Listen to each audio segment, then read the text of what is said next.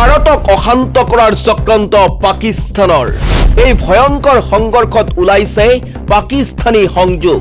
উত্তৰ প্ৰদেশৰ সম্বলত বিগত বৰ্ষত সংঘটিত হোৱা ভয়াৱহ সাম্প্ৰদায়িক সংঘৰ্ষই জোকাৰি গৈছিল সমগ্ৰ দেশ সম্বলৰ এই ভয়াৱহ সংঘৰ্ষৰ সন্দৰ্ভত শেহতীয়াকৈ পোহৰলৈ আহিছে চাঞ্চল্যকৰ কিছু তথ্য বিগত বৰ্ষৰ শেষৰ ফালে সংঘটিত হোৱা এই সংঘৰ্ষৰ সন্দৰ্ভত তদন্ত পোহৰলৈ আহিছে পাকিস্তানৰ সংযোগৰ তথ্য উত্তৰ প্ৰদেশৰ সম্বলত বিগত বৰ্ষত সংঘটিত হোৱা ভয়াৱহ সাম্প্ৰদায়িক সংঘৰ্ষই জোকাৰি গৈছিল সমগ্ৰ দেশ এই ভয়ংকৰ সংঘৰ্ষত প্ৰাণ হেৰুৱাইছিল 5 জনকৈ লোক লগতে আৰক্ষীসহ 25 জনকৈ লোক আহত হৈছিল সম্বলৰ এই ভয়াৱহ সংঘৰ্ষ সন্দৰ্ভত শেহতীয়াকৈ পোহৰলৈ আহিছে চাঞ্চল্যকৰ কিছু তথ্য বিগত বৰ্ষৰ শেষৰ ফালে সংঘটিত হোৱা এই সংঘৰ্ষৰ সন্দৰ্ভত তদন্তত পোহৰলৈ আহিছে পাকিস্তানৰ সংযোগৰ তথ্য তদন্তত এই সংঘৰ্ষৰ সৈতে জড়িত বহু অভিযুক্ত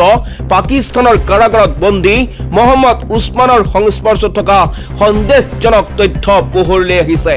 news desk report time 10 news